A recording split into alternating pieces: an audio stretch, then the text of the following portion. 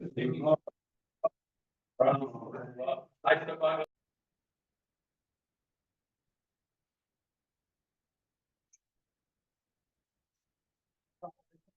5:10. Okay. Good stuff, everyone. Okay. So we have, as you all know, we have Asara B'Tevet coming up at the end of this week, on a Friday, as it was last year. Don't worry, it's not going to be on a Friday for another 10 years after this year. Got a break. But maybe later in the week we'll talk about some of the halachot, although I'm sure of Shechter we'll talk about some of that on Tuesday night. But there's an interesting connection between Asara B'Tevet and Parashat Shavua, which is not necessarily so obvious at first glance. The truth is we always read the Parashat of Yosef. We have this throughout 3-4 Parashiot, so we read for a long time. We always read it over Hanukkah. We can discuss at another time, we can discuss next year what the connection is between Yosef and Hanukkah, etc. But we also read these Parashiot around the time of Asara B'Tevet. So I saw a very, very interesting connection between the two. And it starts off, truth in these Parashiot, last week's Parasha, this week's Parasha, etc., there are a lot of reunions. A lot of Yaakov meets Yosef once again, Yosef sees the brothers once again, and there's a lot of crying that takes place. Understandably, it's Yaakov meets Yosef, they fall on each other's necks and cry. When Yosef meets Binyamin, and they cry. And so it's very interesting. It says in the Pasuk, as we read on Shabbat in Parashat Vayigash, after Yosef reveals himself to the brothers, so there is obviously this whole reunion, but there's a special affinity between Yosef and Binyamin, both of them from the same, not just the same father, from the same mother, the two brothers. And it says, Vayipol al tzavrei Binyamin achiv vayefk, uVinyamin bachal tzavarav. Right, so Yosef, it says he fell on Binyamin's neck and he cried, and Binyamin cried as well on his neck. So Chazal ask a question here. It's an implied question. Rashi gives the answer. He doesn't say the question, but the implied question is, why did they cry? Okay, which is a very, very strange question to ask. I mean, why did they cry? You know, he's been separated for 22 years. He's in Egypt. They all thought he was dead. They meet each other. The most natural thing in the world. Why wouldn't they cry? That's a question. Why did they cry? So the Pasuk says they cried, so they cried. That's what I would expect. But Chazal say, no, why did they cry? And Chazal give a very, very strange answer. Right, so Rashi quotes.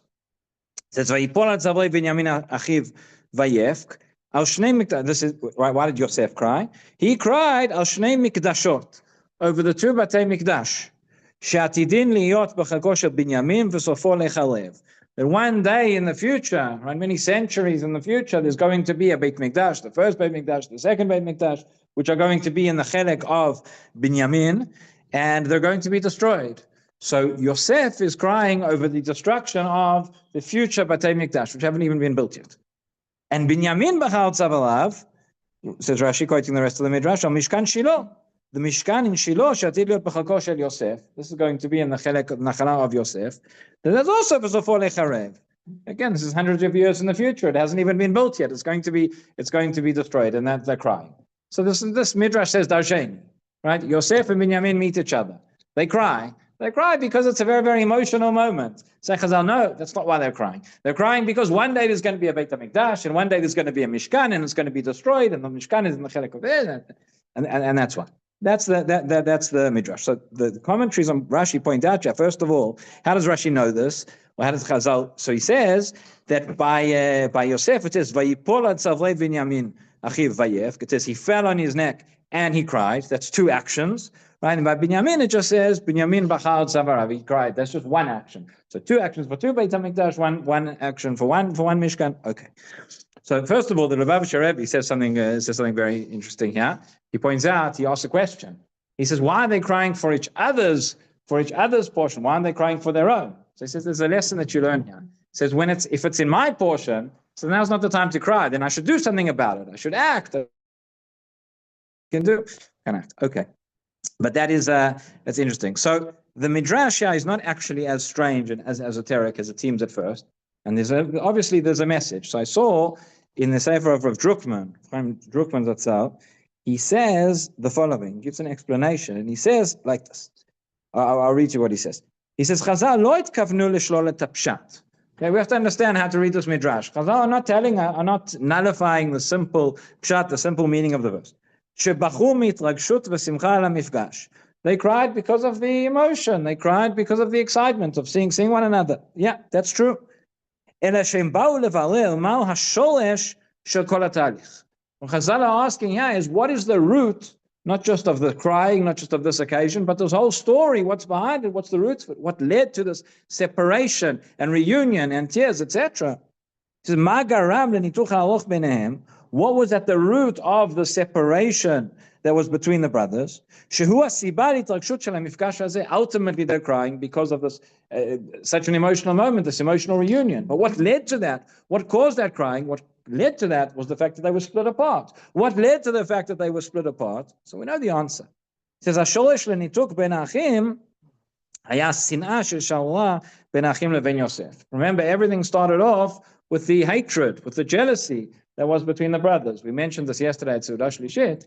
The fact that, actually, it's amazing, the whole story comes full circle completely. At the beginning, the hatred, and they were jealous, and Yosef's telling his dreams, right? Lo yachlu dabro l'shalom.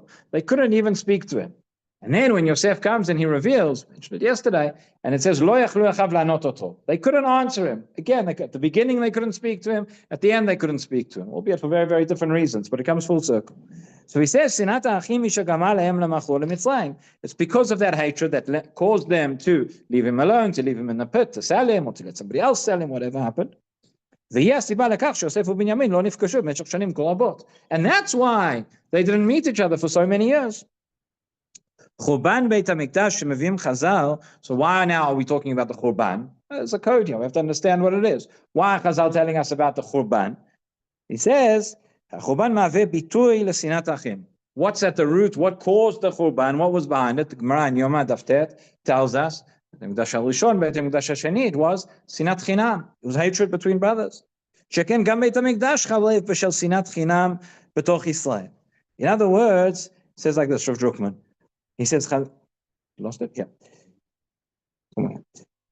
Chazal mishtamshim b'churban hamikdash kegorem lebchia. The Churban is teaching us, that's the root of the tears. Mishum shehu mevateh et hashoresh leoto bechi. That is really explaining the root of where these tears came from. Et sinat ha'achim shegamu lepilut ben Yosef u'Binyamin b'hoveh u'lechurban habayit be'atid. In other words, the destruction that's going to be in the future and the separation that's been between them in the past. And what's happening now, it's all out of the same thing. It's all the same root. So what are Chazal saying? Chazal saying, why did they cry? They cried as a result of what had happened. As a result, they realized was because of this machloket, because of the sin'ah that had taken place between them. That's what caused them to be separated. And now they come together, but they realize if we aren't able to, if we're going to go back to that, if we're going to return to that sin'ah, so the same thing's going to happen again in the future, whether it's a Churban HaMishkan, whether it's a Churban Beit HaMikdash. Again, does it mean necessarily, and that's the message behind it. Does it mean that literally each one saw, had Ruach HaKodesh, had a Nevuah, and saw that, there's going to be this Beit HaMikdash, exactly what's going to happen, 410 years, 420 years? Maybe yes, maybe not. But Chazal are telling us something far, far deeper. They're telling us they cried because they understood there was a sin'ah, and that was what led to this whole thing, and that is something we have to be careful of, not to repeat in the future. So how is all of this connected to Asara B'Tevet? So there's an amazing piece in Drashot Beit Yishai of Rav Shlomo Fisher, and he says, I'll read this to you. This is not from him directly. This is in a sefer which quotes him, but he says like this. It says Sefer Drashot Beit Yishai לרב הגאון רב שלמה פישר כתב שרואים בכל התעניות כמו י"ז בתמוז ותשעה באב שהמאורע ביום זה בעבר שעל ידו הוא שוש פורענות ביום זה. Each of the Taniyot that we have about the Churban, we have 4 Taniyot of Churban, right? We have Tzom Gedalia, Yudayin B'Tammuz, Asra B'Tevet, and Tisha B'Av. And on each of them marks a certain stage that took place in the Churban, that took place in the destruction of the Beit HaMikdash. But that's not where it began. It began far, far earlier. Each of these days has a root going back in our history, just like every Yom Tov has a root. We know it came up a few weeks ago. In the Parshiot with Avraham and the Malachim and then Lot, the whole story about eating matzot, and Rashi and Chazal tell us over there that it was Pesach. What do you mean that it was Pesach? Right? Pesach has not happened yet. Yitzhak Mitzrayim, we're still in Sefer Bereshit. We're not even in Egypt yet. And the answer is that every time of year carries with it a certain energy, which is there from earlier. So what is the root of Tisha B'Av and Yud Zayin B'Tammuz, for example? So we know the Mishnah and Tanya tells us That it didn't just start Yud Zayin B'Tammuz with the breaching of the walls. It started far, far earlier with the smashing of the Luchot. Right? Tisha B'Av didn't just begin with the Churban. Tisha B'Av began far earlier with Chet HaEgel. So what about Asara B'Teveh? Meraglim, thank you. So what happened with what is the root of Asara B'Tevet? So he says, so we don't have this explicitly anywhere. It says Rav Shlomo Fisher like this. Amazing thing. He says as follows.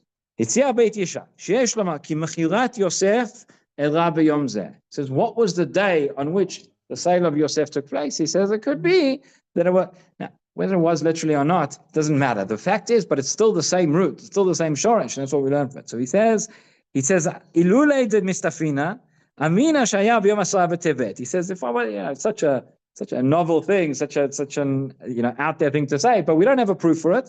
But I would say that maybe it took place in Asara B'Tevet. How do I know? There's no proof for it. There's an allusion to it, perhaps. He says, Ki Chodesh Tevet mazalo gdi.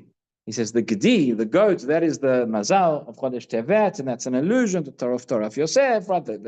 Taking the coat and dipping it in the blood, etc. And he says, Hashem shekatov v'yishchatu silizim. Why does it tell us that? Avon Gedi, etc. Now,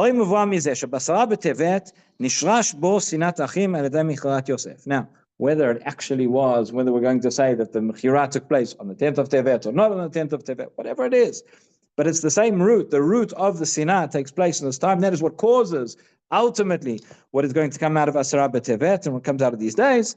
It says, right? We still have not been completely redeemed. The Beit HaMikdash does not stand yet. We